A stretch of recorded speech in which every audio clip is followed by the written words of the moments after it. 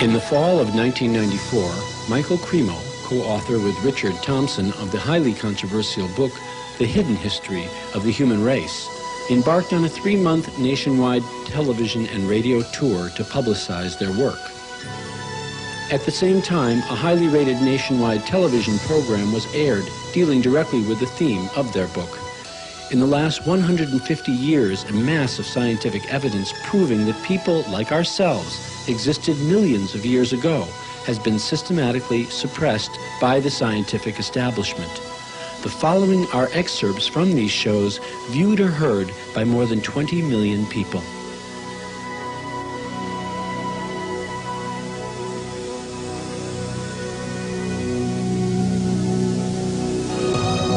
Why would thousands of artifacts be ignored by mainstream archaeology? They show the unthinkable. Images of man battling with dinosaurs.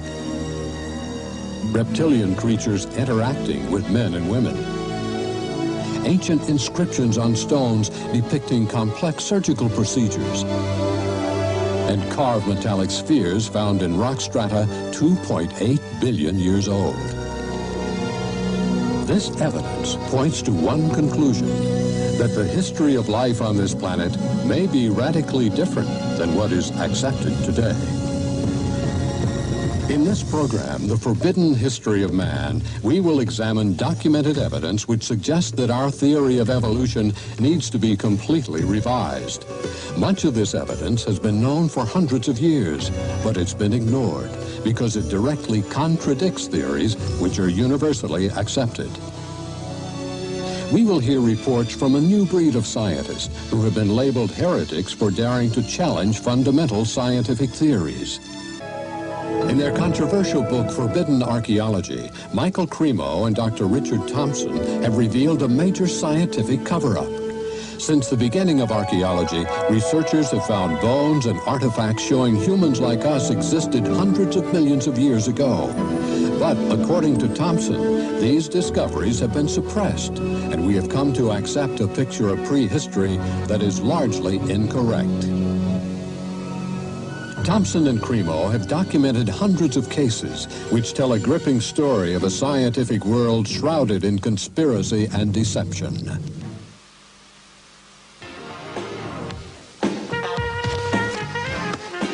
And welcome back to 43 Focus, and please welcome Michael Cremo, who's the co-author of this book, The Hidden History of the Human Race. Nice to see you, Michael. Good to be here, Gary. This, I believe, calls into question Darwinian's theory of evolution. Is that correct? Yes, Gary. Essentially, that theory says that human beings like us have been around for about 100,000 years. And before that, you would have had only ape-man-like creatures. Before that, apes and monkeys. What we found, however, when we looked into the entire history of archaeology, my co-author and I did 8 years of research. We looked at every archaeological discovery that's ever been made, and what we found is that there are hundreds of such discoveries that indicate human beings like ourselves have been around for literally millions of years. What's been the reception to this book? Oh, there's been, from the spokespersons of the scientific establishment, there has been absolute outrage. You know, for example, you know, how dare you come up with any kind of well, like Richard Leakey, for example, he said this book is, you know, pure humbug. Nobody would take it seriously but a fool.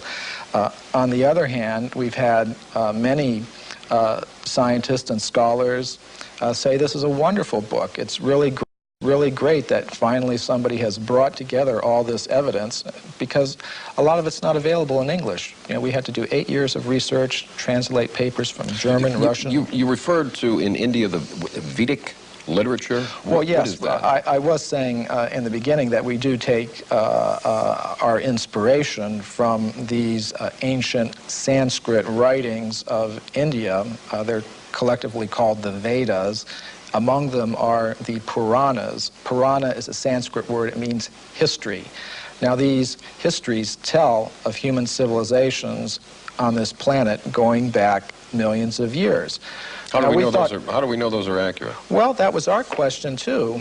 Richard Thompson and I, we thought, well, if if there's any accuracy to those statements, there must be some factual evidence to back them up. Now, when we looked in the current textbooks, of course, we didn't find any such evidence, but we thought, well, let's look a little bit further. And as I said, that led to an 8-year research program where we investigated every archaeological discovery ever made. And what we found is that, practically speaking, archaeologists and anthropologists have buried almost as much evidence as they've dug up. In other words... Or perhaps overlooked, cast aside? Well, yes, cast aside. And there have been some outright cases of suppression where people who have reported such things have had their careers ruined. We should never, I don't think, be afraid to investigate opposing points of view. And the hidden history of the human race is something that is in direct opposition, I guess, to the Darwinian theory of evolution.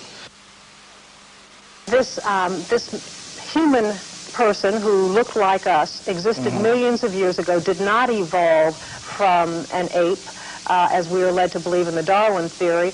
Why has this evidence been suppressed, and what kind of evidence have you found to support this? Well, I'll give you a very good example. Now, one example from historical times is during the California gold rush days, miners were digging tunnels thousands of feet into the sides of mountains. Now, the rock in these mountains is over 10 million years old. So when they were digging these tunnels, they were finding human skeletons, they were finding stone spear points, they were finding mortars and pestles, hundreds of them at dozens of locations. Now, all these were gathered together, reported to the scientific world by J.D. Whitney, who was the state geologist of California. And he published a massive book about them by Harvard University. Harvard University was the publisher. Now, what happened to these artifacts? Why aren't they on display in museums? Why aren't our children taught about them in schools?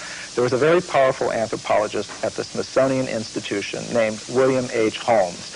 And he said to Whitney, you, Dr. Whitney, if you had understood the theory of human evolution as we understand it today, you would have hesitated to announce your conclusion, namely that human beings existed millions of years ago, despite the imposing array of facts with which you were confronted. In other words, simply because the facts didn't fit the theory, the facts had to go, and so did Professor Whitney.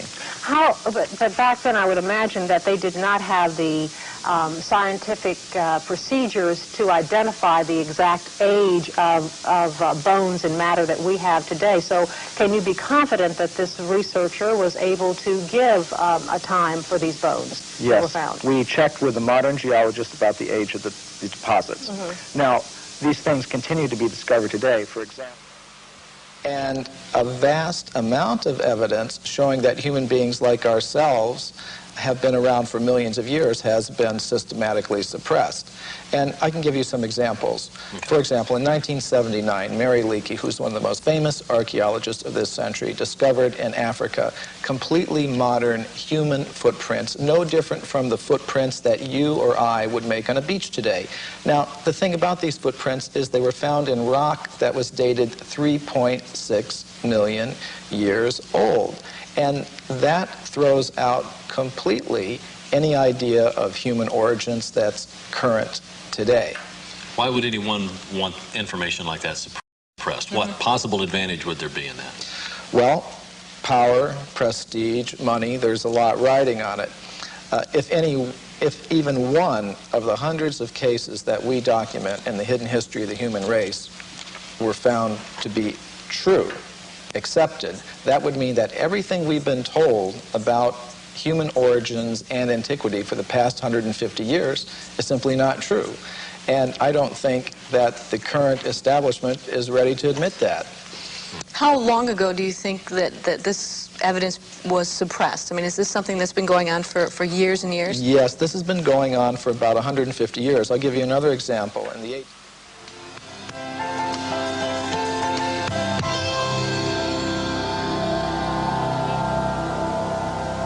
Following what it is that you have uncovered from other people's findings in this type of thing, do you believe that man existed with the dinosaur, for example, to give people a general idea of how to pinpoint? Right, that's a very good question, Michelle.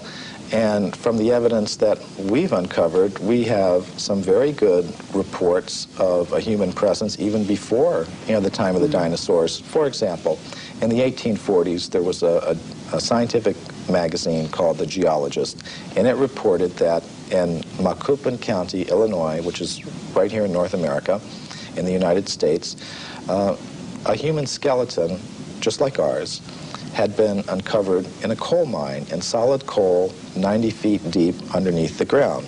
Now, Richard Thompson and I were able to discover from the reports exactly where that occurred. And we talked to the Geological Survey of the state of Illinois, and we asked them, well, how old is the coal there? And it turned out it was 300 million years old, which means it's older than the Jurassic, that word that everybody knows now, that refers to the dinosaurs. In other words, it was older than the age of the dinosaurs. Wow. Okay, so that throws a whole new spin on it. Yes, indeed it does. And some of the scientists who have read the book have obviously recognized that. For example, William Howells, who is one of the big anthropologists of this century, one of the architects of the current paradigm, he said, well, if what you say here is true, it more or less throws a monkey wrench into our whole picture of how life originated on this planet. And I think it does. Something you alluded to a few moments ago I want to bring up again. You talked about man coexisting with apes and coexisting with another kind of ape-man creature, and you again mentioned North America, and I think, of course, there's always been a lot of interest in Bigfoot, which is essentially where this is coming from. Some of the information that you brought forward is that this is just a descendant of this same wild man creature that was existing years ago. That's a distinct possibility. Now, when I first heard about this subject, I was extremely skeptical. But what turned me around is when I began to read reports about these creatures by very well-respected anthropologists. For example, Grover S. Krantz, who's at the University of Washington, up in the Northwest. He has extensively studied the footprints of these creatures, and he says they're biologically convincing. There is no possible way that they could have been hoaxed, and he's pretty well convinced that these creatures do exist. So that's the sort of thing that convinced me that there is a very good chance that they're there, and from the descriptions of these creatures, they seem to match very well some of the descriptions that we get of the ape-man-like creatures that supposedly existed millions of years ago. Okay, so, but yet we keep coming around to the same thing. People just don't want to believe it. They just, like you said, well, they're skeptical. They go, oh no, that's just a hoax. They're not hearing the information that noted scientists are finding. Well, all we really wanted to do in our book is put the facts on the table, all of them, not just the facts that you will see in the current textbooks, but all of the facts that are relevant to this whole subject, and let people draw their own conclusions. One of the questions I first came up with when I was reading the book that you did answer in the book that I'd like you to explain was that I said, well, gee, don't we have all these machines now that can look at the footprints or the bones or whatever, and that will just tell us how old it is? Oh, this is a very common perception. We have such faith in technology and those who employ it that when we hear about things like carbon-14 testing or potassium-argon testing, we think it really is a very simple process, almost like you pop something in the microwave and boom, it comes out. It's not like that at all. These are very complicated procedures. What I found in practice is that scientists may run several tests on the same piece of bone. Some of the ages will be very great, some very small, and they will tend to pick the date to publish in their scientific literature that most fits the idea that they start out with about how old the fossil should be. Now that often happens. What do scientists and researchers have to gain by distorting their findings? I mean, you would think that if they truly think that they found evidence of man pre-existing the dates that we take for granted right now, that they would want to be published, that they would want people to hear about this, that they would get their name up in lights, as it were, as making this remarkable discovery. Why is this so suppressed? Well, there are tremendous pressures for conformity within the scientific community. For example, for every academic post that opens up, every professorship that opens up in an American university, there are generally hundreds of applicants. Mm-hmm. And it does not help your reputation if you go reporting things that should not be reported. It could be very bad for one's reputation. And in our book, we document several cases of that.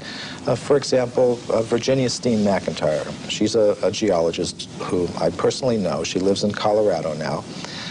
She went to Mexico in the 1970s, and she was a geologist with the U.S. Geological Survey. She dated a site there where some human artifacts have been found at 300,000 years. Mm-hmm. All her test results show that that was the age of that site. But because that went against the dominant idea that human beings have only been in North America for 30,000 years, she said she was not able to get the report published.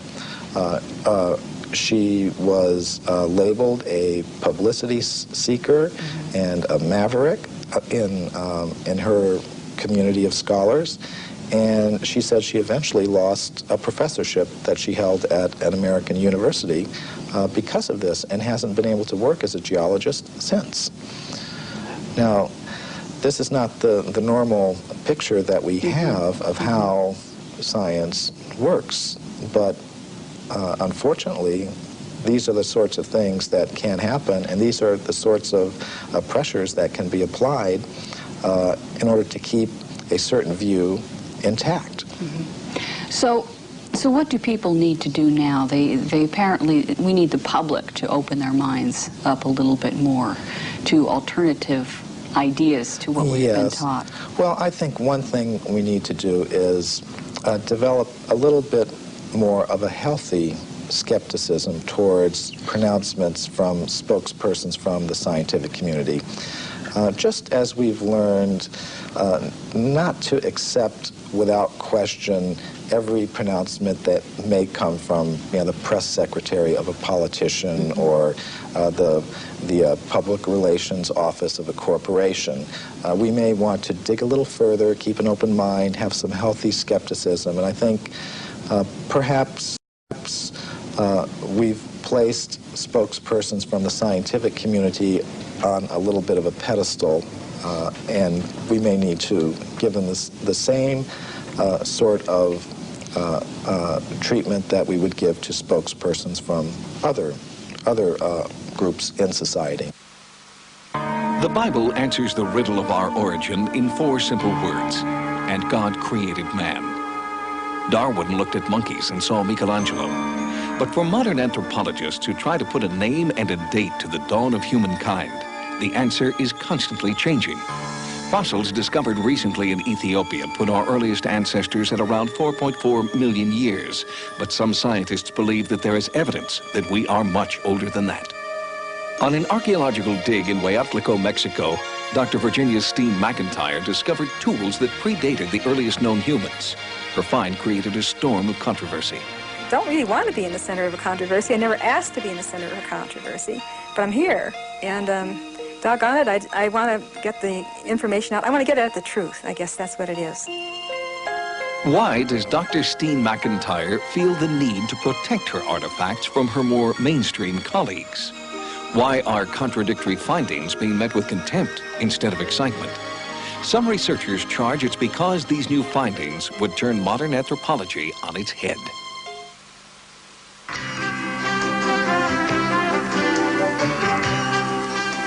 Welcome back to Talkin' Pittsburgh. Nice to have you with us, and this next segment should prove very interesting to you. How old are we?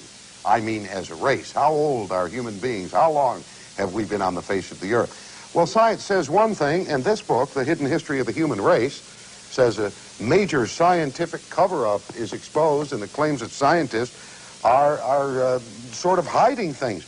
Michael Cremo is an author and researcher specializing in the history and philosophy of science, and he, along with Richard Thompson, incidentally, Richard Thompson got his PhD in mathematics from Cornell University.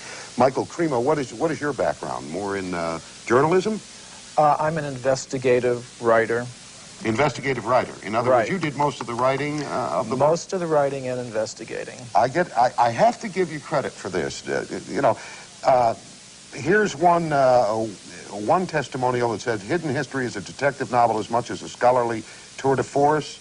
The murderer is not the butler, neither is the victim, a rich old man with many heirs. The victim is man himself, and the role of the assassin is played by numerous scientists. That's in talking about this book. And down here, this is where I give you credit. You put in here, here's another testimonial. Your book is pure humbug and does not deserve to be taken seriously by anyone but a fool. That's an anthropologist who represents the scientific establishment's viewpoint. Where do you differ with the scientific establishment in this book? Well, you're right. This book is causing shockwaves in the scientific community, and where we differ is, let's just put the facts on the table and look at them and see how they've been dealt with. Now, I can give you another example. Yeah, there is one thing, though. Yeah. Your scientific delvings, if you will, have to be tempered, as everyone's is, by their own feelings. Yes. Now, you are a member of the Hare Krishna Society, the International Society for Christian Consciousness, as is your co-author. That's true. Okay, you could have an ulterior, even if you were trying not to. Right. Now, Hare Krishna believes in old souls, right? I mean, that we have been here for forever. Yes. Now, yes, I am a member of the Bhaktivedanta Institute, which is the science studies branch of the International Society for Krishna Consciousness. And we do take some inspiration from the Vedic literatures of India, which do contain accounts of human civilizations being present on this planet millions of years ago. But my point would be, if archaeology is actually a science, then it shouldn't matter, what your motive is. It's like bowling. If you bowl a strike, who cares if you're doing it for this reason or another? I mean, facts are facts. Now, the facts that we've uncovered... Well, we know statistics can be distorted for whichever way someone wants them to be distorted. We know that. Right. You and I could take the same statistic and change it around and make it look different. So let's look at them. And on the other hand, other people, and I think we've documented this in the book, that there is a commitment to this idea that we have a recent origin on this planet that is itself biasing the presentation of the Let me facts. tell folks, if they want to learn more about what you've written about, The Hidden History of the Human Race is the book. And this is Michael Cremo. I thank you so much for being with us. We have run out of time. Pleasure to have been here, Ron. Very nice to have you with us. Check it out if you're interested in the history of man and find out if you're 1 million years old, 2 million years old, or just 100,000. Have a wonderful day, a wonderful weekend. Stay tuned now for Dela Cruz. She'll be along in just a few moments. I'd like to move along here in some of the additional myths that you have listed here, Michael Cremo. You have talked in terms of the fact that scientists don't cheat. That's a myth. You say there's actual cheating going on. Oh, that's very well documented. For example, the Piltdown case is a very famous case that documents that. Now, what that has to do with is early in this century, there was a purported discovery of an ape man in England based on a skull and a jawbone. And this Piltdown ape man, was in the science textbooks for about 40 years. And then suddenly it was revealed that the British Museum had tested these fossils and determined that it was a very elaborate hoax. And many people have speculated about the identity of the person who was the hoaxer, and practically all of them center on different scientists in England, such as Sir Grafton Elliot Smith or Sir Arthur Smith Woodward, all very well-established scientist in England, because only somebody who knew the scientific method very well could have prepared these fossils in such a way that they would have fooled the scientific community all around the world for 40 or 50 years. So some scientist who wanted to perhaps give some evidence in favor of evolution, because there's not very much of it, invented this ape man, and in a very sophisticated way cheated, literally. And this is admitted by the scientists themselves. And there are more examples I could give, and we document many of them in our book, The Hidden History of the Human Race. Myth number 3, Michael, that you have written, evidence that goes against human evolution is reported only by crackpots. Now this is one of the standard techniques that the scientific community tries to use against anybody that reports something that goes against their ideas. They try to label them in a derogatory way without actually discussing the facts. And I think we've all had experience of that. But the real facts is that actual scientists have, over the past 150 years, reported many astounding facts that go against the theory of evolution. And the present scientific community doesn't want people to know that. They want to promote the idea that anybody that's against evolution is somehow or other a religious fanatic, a crackpot, but it's simply not true. And I've personally met scientists who have discovered some of these things, and what happens to them is it's very unfair, the treatment to which they are subjected. Okay, we're going to go to Anton in Brookfield, Wisconsin. Anton, how are you? Fine, thank you. Your comment. I've often wondered how the perfect complementary male-female systems of reproduction could have evolved from unintelligent life forms. You know, Anton, not only is that a good question, but also the point is if evolution occurred, it'd have to be simultaneous evolution of both species at the same time. Right. Because if it took 1 million years for the female to evolve, it would have kind of messed up the whole procreation thing, wouldn't it? Right. That's my question. A good question. Stay right there. Michael Cremo, your response. Well, I would like to put together a book called Darwin's Fairy Tales. And I think that would be one of them. You can just look at so many examples of complex structures and behaviors in different creatures, whether it's how the spider learned to spin its web, or how our human reproduction system came about, or any of these things. They're a complete mystery. They're not explained even theoretically by the evolutionist. And what they do is, when they want to explain anything, they just wave their magic wand and said, it happened by evolution. And that's why I call it Darwin's Fairy Tales. Well, I think it's time to begin to look at the implications of all of this. I can assure our audience that you have hundreds of similar cases, and obviously you are inspired by a religious tradition, as we mentioned that's correct. Earlier. You're a student of the Hindu Vedantic tradition. Right. It's very different than the Christian Jewish fundamentalist tradition that insists on a divine creation that occurred some 5,000 years ago. The Hindu view of time is not linear as Western, as we Westerners conceive of time. It doesn't start with a big bang and end with a whimper. Right. It's cyclical, isn't it? Yes. The basic pattern is cyclical.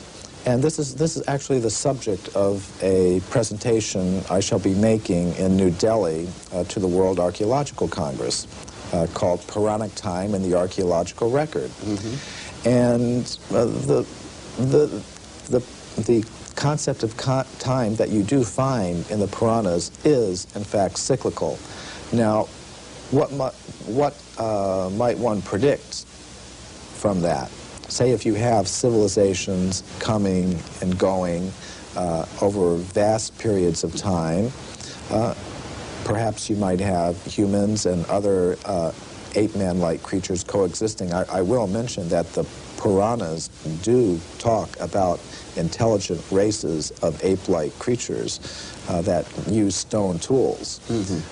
This is not an idea that came in with Darwin. It's been there for thousands of years. Now, what might one predict from that? If you were to predict what archaeologists might find, you would say, well, they would tend to find a very bewildering mixture of anatomically modern human fossils, ape-man-like fossils, crude stone tools, articles indicative of a higher level of culture, all sort of mixed up and going back, hundreds of millions of years. I think you might also predict that given the biases of investigators towards a linear progressive idea of time, with things beginning in a very simple state and progressing in a linear fashion to a more advanced state, that they might edit that record to conform to their linear progressive biases. And indeed, both predictions we found in our investigations do come true. You actually do have that very bewildering, mixture of advanced artifacts and bones mixed up with more primitive ones, going back hundreds of millions of years. And you also do find a very systematic editing of this record to conform to a linear, progressive, you might call it evolutionary, view of things, which is quite amazing.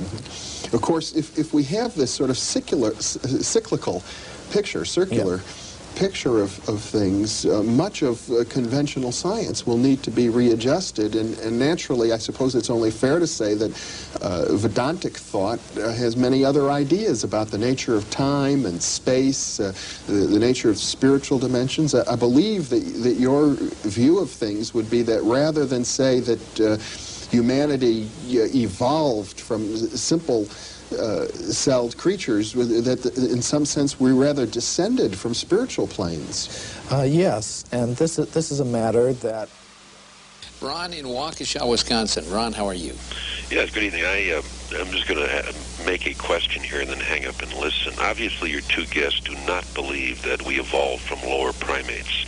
And interestingly enough, one of them comes from a Judeo-Christian background and one not. Right. Now, my question is, if we did not, then where do you two people feel we did come from? And I'd like some hard evidence of a Garden of Eden. Thank you. Okay. Actually, this is the subject matter of the next book that Richard Thompson and I are working on. We call it Human Devolution because from the evidence that we can see, it appears that if our origin is not on this planet, we did not evolve from apes on this planet. We come from a higher spiritual dimension of reality. There is creation involved. We have a relation with a supreme spiritual being, and that is what the actual evidence suggests. Now, to make a scientific case for that, we have to, first of all, show that there is more to reality. There is more to the human essence than just atoms, just chemistry. Now, this is another whole subject, and it took 8 years for us to do the research for the hidden history of the human race, and we wanted to do all that research so we could make a convincing case, and we're now in the process of making such a convincing case for human beings as being ultimately spiritual in origin, and we intend to make a very convincing case for that in our next book. All the evidence suggests that human beings as we know them, did not originate on this planet, but have come to this Earth from other dimensions. This network special will follow the efforts of a new breed of scientists who are courageously revealing a vast body of hidden knowledge. Carved stones, ancient statues, and human artifacts have been ignored by the academic establishment to protect their long-held theories of human origins. But should this evidence be allowed to speak for itself, the history of man on this planet may never be the same again.